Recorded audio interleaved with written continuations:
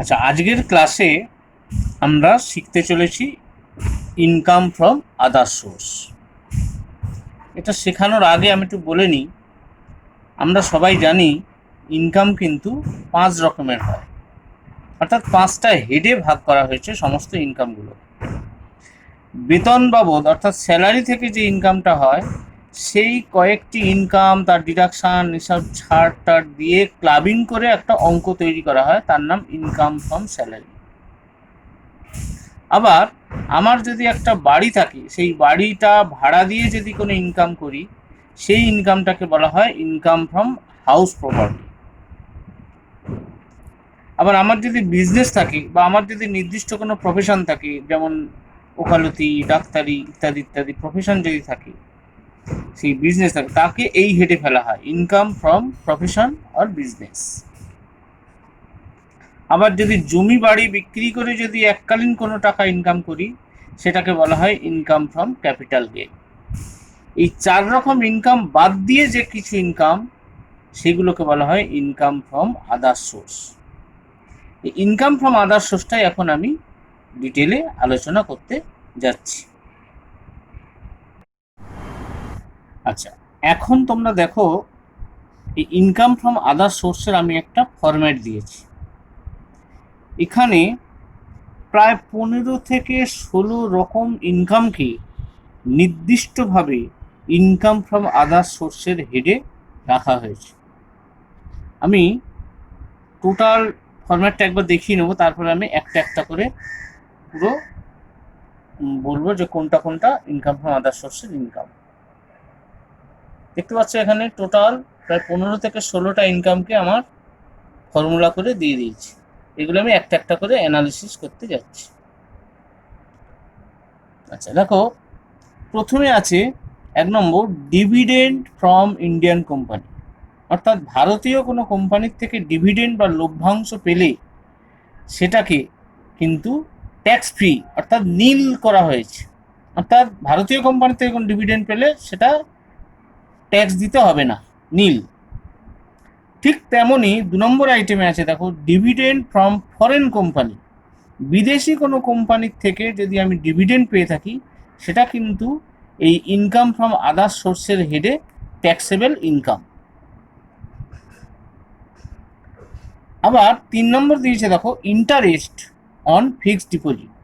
অর্থাৎ ধরো আমার 2 লাখ টাকা বা 5 লাখ টাকা বা 10 লাখ টাকা ফিক্সড ডিপোজিট এফডি করা আছে, তার জন্য আমার বছরে 20,000 বা 30,000 বা 50,000 টাকা ইন্টারেস্ট আমি পেয়ে থাকি। ওই 20,000 বা ওই 30,000 বা ওই 50,000 সুদটাই কিন্তু আদার সোর্সের একটা ইনকাম। আচ্ছা, 4 নম্বর চলে আসছি interest on post office savings. দেখো এফডির ইন্টারেস্টটা ট্যাক্সেবল হলেও পোস্ট অফিস থেকে যে ইন্টারেস্টটা পাচ্ছি আমি, পোস্ট অফিসে যে সেভিংস ব্যাংক অ্যাকাউন্ট আছে, সেখানে যে টাকাটা জমিয়েছি, সেখান থেকে যে ইন্টারেস্টটা পাচ্ছি, সেটা কিন্তু ট্যাক্স ফ্রি অর্থাৎ নীল। আচ্ছা, চলে আসছি 5 নাম্বার ডিরেক্টরস ফি। অর্থাৎ ডিরেক্টররা কোনো মিটিং ফিটিং অ্যাটেন্ড করার জন্য যদি কোনো ফিজ পেয়ে থাকি, সেই ইনকামটাকে কিন্তু আদার সোর্সের ইনকাম হিসাবে ধরা হবে। আচ্ছা, চলে আসছি 6 নম্বর ইনকাম ফ্রম এগ্রিকালচারাল। অর্থাৎ এগ্রিকালচার ইনকাম থেকে ইনকাম হলে সেটা 2 রকম ব্যাপার আছে। যদি ভারতের কোনো ল্যান্ড থেকে ইনকাম হয় তাহলে সেটা নীল অর্থাৎ ট্যাক্স ফ্রি। কিন্তু যদি বিদেশের কোনো জমি থেকে এগ্রিকালচার ইনকাম করা হয়ে থাকে, তাহলে কিন্তু সেটা ট্যাক্স দিতে হবে অর্থাৎ ট্যাক্সেবল। তাহলে কি দাঁড়ালো, ভারতীয় জমি থেকে উদ্ভূত আয় সেটা নীল অর্থাৎ ট্যাক্স ফ্রি, কিন্তু বিদেশের জমি থেকে উদ্ভূত আয় সেটা ট্যাক্সেবল। আচ্ছা, 7 নম্বর চলে আসছি ইনকাম ফ্রম সাবলেটিং অফ অ্যাসেটস। অর্থাৎ আমার যদি কোনো অ্যাসেটকে আমি সাবলেটিং করে কোনো ইনকাম করে থাকি, সেটা আদার সোর্সের একটা ইনকাম। যেমন একটু উদাহরণে চলে আসি, ধরো আমি একটা বাড়ির ভাড়াটিয়া, আমাকে বাড়িওয়ালাকে 5,000 টাকা বছরে ভাড়া দিতে হয়। আমি করলাম কি, সেই ঘরটাকে আমি আবার 7,000 টাকা একজনকে সাবলেট মানে ভাড়াটিয়া আর একটা বসিয়ে দিলাম, তাহলে মাঝখান থেকে আমার 2,000 টাকা ইনকাম হয়ে যাবে। তাহলে এই যে 7,000 টাকা আমার এলো, আর আমার খরচা বাড়িওয়ালাকে দিয়ে দিলাম 5,000 টাকা, বাদ দিয়ে যে 2,000 টাকা ইনকামটা সেইটা কিন্তু ট্যাক্সেবল। অর্থাৎ কোনো অ্যাসেটকে সাবলেটিং করে যে ইনকাম হবে তার খরচাটা বাবদ বাদ দিয়ে যে নেট ইনকামটা সেটাই ট্যাক্সেবল। আচ্ছা, চলে আসছি 8 number, income from reality show. এখন পপুলার শোজ কোন বনেগা করোড়পতি, ধর ওখান থেকে একটা টাকা আমার ইনকাম হয়েছে, সেই গ্রস অ্যামাউন্টটা কিন্তু ট্যাক্সেবল। বা ধরো দিদি নাম্বার ওয়ান তোমরা শুনেছো, এগুলো সব রিয়ালিটি শো, বা সারেগামাপা, এই জাতীয় কোনো রিয়ালিটি শো থেকে ইনকাম হলে সেইটা কিন্তু আদার্স সোর্সের ইনকাম। আচ্ছা, 9 নম্বর চলে আসছি, উইনিং ফ্রম লটারি। দেখো, winning from lottery, winning from horse race, এগুলো আমি সব লিখে দিয়েছি গ্রস। এটার মানে হচ্ছে আজকের তুমি যদি একটা 1 লাখ টাকার লটারি যেত, তোমার কিন্তু সেখানে 30% কেটে নিয়ে হাতে দেবে ওরা, অর্থাৎ ট্যাক্স 30% কেটে নিয়ে 70,000 টাকা তোমার হাতে দেবে। তাহলে আমার উইনিং ফ্রম লটারি আদার সোর্সে কিন্তু 70,000 লিখলে হবে না, গোটা টাকাটা লিখতে হবে। অর্থাৎ আমি 1 লাখ টাকা পেয়েছি, অর্থাৎ দেখবে কোশ্চেনে উইনিং ফ্রম লটারি দিয়েছে নাকি 30% বাদ দিয়ে দিয়েছে। যদি 30% বাদ দিয়ে দেয় তাহলে তোমাকে কিন্তু আবার ওই 30%টা জুড়ে নিয়ে তোমাকে এখানে গোটা টাকাটা লিখতে হবে। উইনিং ফ্রম হর্স রেসে একই ব্যাপার, এটা কিভাবে গোটা বানাবো সেটা আমি দেখিয়ে দিয়েছি। দেখো, নেট ইনকামটা যদি দেয়, অর্থাৎ বাদ দিয়ে তুমি যেটা পেয়েছো সেটা যদি তোমায় দেয়, সেটা ইন্টু 100/70 করলেই আবার ওটা গ্রস অ্যামাউন্ট হয়ে যায়। আচ্ছা, এবার চলে আসছি 11 নম্বর, প্রাইভেট টিউশন ফিজ রিসিভড। অর্থাৎ প্রাইভেট টিউশন ফিজ রিসিভড কিন্তু আদার সোর্সের একটা ইনকাম। আচ্ছা, এবার চলে আসছি 12 নম্বর, ফ্যামিলি পেনশন। ফ্যামিলি পেনশন কিন্তু যেটা পাবো সেখান থেকে একটা ডিডাকশান দেওয়া হয়। কি ডিডাকশান? দুরকম বলছে, রোমান 1 রোমান 2 দুটো সেকশন দিয়েছে, দুটোর মধ্যে যেটা ছোট হবে সেইটা ডিডাকশান দেবো। কীরকম? যে পেনশনটা পেলাম তার 1/3 আসবে, আর ম্যাক্সিমাম লিমিট 15,000। এই 1/3 অ্যামাউন্ট যা হলো আর ম্যাক্সিমাম অ্যামাউন্ট 15,000, যেটা ছোট হবে সেইটা ডিডাকশান পাবে। অর্থাৎ একটু উদাহরণ দিয়ে বলে দিই, ধরো ফ্যামিলি পেনশন পেয়েছি 30,000 টাকা, তাহলে ডিডাকশান কত পাবো? 1/3 অফ 30,000, 10,000 টাকা হলো। ম্যাক্সিমাম লিমিট 15,000, 10,000 আর 15,000-এর মধ্যে ছোট কোনটা? 10,000, তাহলে 10,000টা ডিডাকশান পাবো। তাহলে 30,000 থেকে 10,000 ডিডাকশান বাদ দিলে 20,000 টাকা হয়ে যাবে আমার ট্যাক্সেবল অ্যামাউন্ট। আচ্ছা, এবারে চলে আসছি interest on income tax refund. অর্থাৎ আমি অ্যাডভান্স ট্যাক্স হয়তো দিয়ে রেখেছি 5,000 টাকা, বছরের শেষে গিয়ে দেখা গেলো হিসাবপত্র করে আমার 1,000 টাকা বেশি দেওয়া হয়েছে। সেই 1,000 টাকা যে রিফান্ড হবে, সেই 1,000 টাকার উপরে আমার একটা ইন্টারেস্ট হবে, হয়তো 70 টাকা বা 50 টাকা একটা ইন্টারেস্ট প্রাপ্য হয়েছে। সেই ইন্টারেস্টটা কিন্তু আমার আদার সোর্সের ট্যাক্সেবল ইনকাম। চলে আসছি 14 নম্বর, ইন্টারেস্ট অন গভর্নমেন্ট বন্ডস। অর্থাৎ গভর্নমেন্ট বন্ডসের উপরে কোনো ইন্টারেস্ট পেলে সেটাকেও আদার সোর্সের ইনকাম হিসাবে গ্রাহ্য করা হয়। 15 নম্বরে চলে আসছি, ইনকাম ফ্রম আনসাবস্ক্রিপ্ট চেকিং। অর্থাৎ এই যে পরীক্ষা হচ্ছে, মাধ্যমিক, উচ্চ মাধ্যমিক বা তোমার ডিগ্রি কোর্সের যে পরীক্ষা, এই খাতাগুলো দেখতে গেলে একটা পারিশ্রমিক টিচার পেয়ে থাকে। সেই পারিশ্রমিক কিন্তু আদার সোর্সের ইনকাম। অথবা যিনি কোশ্চেন করেছেন, এই কোশ্চেনটা করার জন্য তার একটা টাকা প্রাপ্য হয়, সেই কোশ্চেন করার টাকাটাও কিন্তু আদার সোর্সের হেডে ট্যাক্সেবল। তাহলে আমি পার্ট বাই পার্ট 15টা ইনকামকে তোমাদের অ্যানালিসিস করে দিলাম। তবু এখানে আর একটা কথা বলি, 10 নম্বরে আছে দেখো, উইনিং ফ্রম হর্স রেস। এইটা আমি বলে দিলাম কিভাবে ট্যাক্সেবল হয়। এখানে কিন্তু যদি কোনো খরচ দিয়ে থাকি, সেই খরচ কিন্তু ইগনোর করতে হয়। কিন্তু যদি এর বদলে মেইনটেনিং অফ হর্স রেস দিত, মানে হর্স মেইনটেনিং অফ হর্স, সেখানে কিন্তু খরচা টরচা বাদ দিয়ে নেট অ্যামাউন্টটা ট্যাক্সেবল হয়। অর্থাৎ হর্স রেস থেকে জেতার জন্য যে টাকাটা সেটা গ্রস অ্যামাউন্ট চলে আসবে, এক্ষেত্রে কোনো খরচাকে বাদ দেওয়া হয় না। কিন্তু যদি থাকতো মেইনটেনিং অফ হর্স, অর্থাৎ ঘোড়াকে পরিচর্যা বাবদ, খাওয়া টাওয়ানো, খাদ্য খাওয়ালাম ঘোড়াটাকে, এইসব বাবদ যে খরচা, সেই খরচা বাদ দিয়ে কিন্তু ইনকামটা, নেট ইনকামটা ধরতে হয়। তাহলে হর্সের ব্যাপার থাকলে দেখে নেবে উইনিং ফ্রম হর্সেস দিচ্ছে না মেইনটেনিং অফ হর্স দিচ্ছে। তাহলে বোঝা গেল।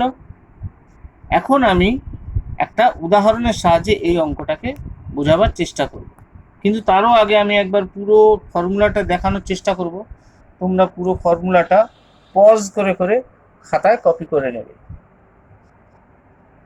দেখো আমি 2 সেকেন্ড আমি ওয়েট করে যাচ্ছি, তোমরা খাতায় পজ করে করে পুরো কপি করে নেবে।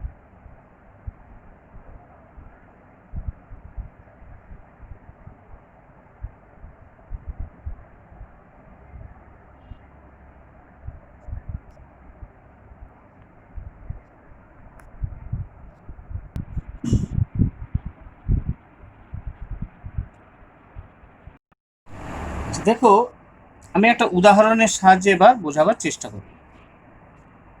এখানে দেখো একটা প্রশ্ন দেওয়া আছে, কোশ্চেন,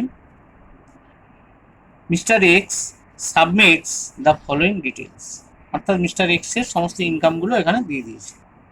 1 নম্বরে দিয়েছে interest on American government bonds 15,700, winning from lottery net amount 8,400, winning from horse race, তার সঙ্গে এক্সপেন্সেস আছে, income by way of maintaining race horse 8,900, তার সঙ্গে একটা খরচা দিয়েছে 1,200 টাকা, গিফট ফ্রম ফাদার 6,000 টাকা, পেনশন ফ্রম ডিজিজ হাজবেন্ড, অর্থাৎ ডিজিজ মানে মৃত স্বামীর পেনশন পেয়েছি 25,000 টাকা, লেটিং ফ্রম ভ্যাকেন্ট ল্যান্ড, টা ফাঁকা জমি, আমি আমার মালিকানায় ফাঁকা জমি আমি ভাড়া দিয়ে 25,000 টাকা ইনকাম করেছি। তাহলে আদার্স সোর্সের আন্ডারে এই ইনকামগুলো, তোমরা ইনকামগুলো চিনতে পেরেছো, সবই আদার্স সোর্সের আইটেম আমি বলে দিয়েছিলাম। এগুলো কিভাবে অঙ্কে করতে হবে সেটা আমি দেখিয়ে দিচ্ছি। তাহলে দেখো 1 নম্বরে দিয়েছে interest on American government bonds. আমি ফর্মুলাটা একবার দেখিয়ে নিই। গভর্নমেন্ট বন্ডস হলে, ফরেন গভর্নমেন্ট বন্ডস হলে কিন্তু ট্যাক্সেবল হয়। দেখো এখানে দেওয়া আছে, ফর্মুলায় দেওয়া আছে, দেখো দেখো ইন্টারেস্ট অন গভর্নমেন্ট বন্ডস, এটা কিন্তু ট্যাক্সেবল। তাহলে আমেরিকান গভর্নমেন্ট বন্ডস অবশ্যই ট্যাক্সেবল হবে। তাহলে দেখো আমি অ্যান্সারটা কিভাবে লিখেছি, interest on American government bonds 15,700। তাহলে 1 নম্বর ইনকামটা হয়ে গেল। 2 নম্বর কোশ্চেনে দেখো দিয়েছে income from winning from lottery, দেখো নেট আফটার ডিডাকশন 30%, অর্থাৎ 30% ডিডাকশন দিয়ে 8,400 টাকা আমার উইনিং ফ্রম লটারি পেয়েছি। তাহলে কিভাবে করব, দেখো উইনিং ফ্রম লটারি আমার তো গ্রস অ্যামাউন্ট লাগবে, 8,400 আমি কেটে কুটে পেয়েছি, আমি সেটাকে গ্রস বানিয়ে নিয়েছি। দেখো 8,400 ইন্টু 100/70 করতে বেরিয়েছে 12,000 টাকা, অর্থাৎ 12,000 টাকার লটারি আমি কেটে কুটে 8,400 পেয়েছিলাম। তাহলে এখানে কিন্তু আদার সোর্সের ইনকাম কিন্তু গোটাটা 12,000 টাকা। আচ্ছা 3 নম্বর আইটেম কি দিয়েছে, দেখো winning from horse race 13,200 and expenses incurred for the same ₹2,000, অর্থাৎ হর্স রেস থেকে 13,200 টাকা জিতেছি, সেইটা জিততে গিয়ে আমার খরচ হয়েছে 2,000 টাকা। এক্ষেত্রে বলে রাখি উইনিং ফ্রম হর্স রেস কিন্তু, দেখো উইনিং ফ্রম হর্স রেস, দেখো ইগনোরড এক্সপেন্সেস, হর্স রেসের উইনিং মানে যা পাবো সেখানে কিন্তু খরচকে ইগনোর করতে হয়, অর্থাৎ 13,200 টাকা ইনকাম করেছি, 13,200ই ট্যাক্সেবল। ঠিক আছে। আচ্ছা 4 নম্বর চলে এসেছি, income by way of maintaining race horse ₹8,900, 8,900 টাকা হর্সের মেইনটেনিং বাবদ আমার আয় হয়েছে। Expenses incurred for maintaining such horse rupees 1200, অর্থাৎ 1200 টাকা খরচা হয়েছে ঘোড়াকে খাওয়াতে, মেনটেন করতে, কিন্তু ইনকাম হয়েছে আমার 8,900। এক্ষেত্রে কিন্তু খরচাটা বাদ দিতে হয়। দেখো, মেইনটেনিং রেস হর্স, আর আগেরটা ছিল উইনিং অফ হর্স রেস। দেখো কিভাবে করেছি, দেখো income by way of maintaining race horse 8,900, less expenses incurred 1200।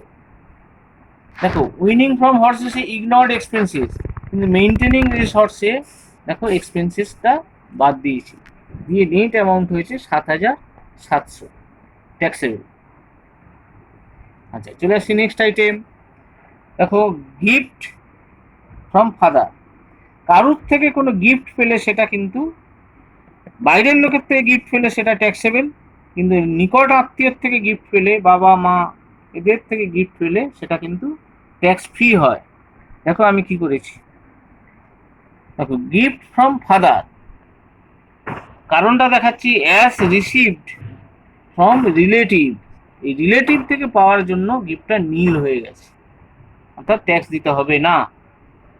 যদি বাইরের লোকের থেকে গিফট পেতাম তাহলে কিন্তু এটা ট্যাক্সেবল হতো। আচ্ছা, এবার চলে আসছি পেনশন ফ্রম ডিজিজড হাজব্যান্ড, অর্থাৎ মৃত স্বামীর পেনশন বাবদ পেয়েছি 25,000 টাকা। তাহলে আমি বলেছি ফ্যামিলি পেনশনের একটা নিয়ম আছে। দেখো ফ্যামিলি পেনশন পেয়েছি 25,000 টাকা, এই 25,000 টাকা কিন্তু গোটাটা ট্যাক্সেবল হবে না, একটা ডিডাকশন দেওয়া হয়। কি না, 1/3 অফ অ্যামাউন্ট, এই 25,000-এর 1/3 হচ্ছে হবে 8,333 টাকা, আর সরকার থেকে ম্যাক্সিমাম লিমিট বেঁধে দেওয়া আছে 15,000 টাকা। দুটোর মধ্যে ছোট কোনটা? 8,333টা ছোট। এই 8,333টা আমি ডিডাকশন পাবো। তাহলে 25,000 টাকা পেনশন পেয়েছি, 8,333 টাকার ডিডাকশন, বাদ বাকি নেট অ্যামাউন্ট ইনকাম হয়েছে 16,667 টাকা। আচ্ছা, নেক্সট আইটেম চলে আসছি, লেটিং ফ্রম ভ্যাকেন্ট ল্যান্ড, ফাঁকা জমি ভাড়া দিয়ে ইনকাম করেছি 25,000 টাকা।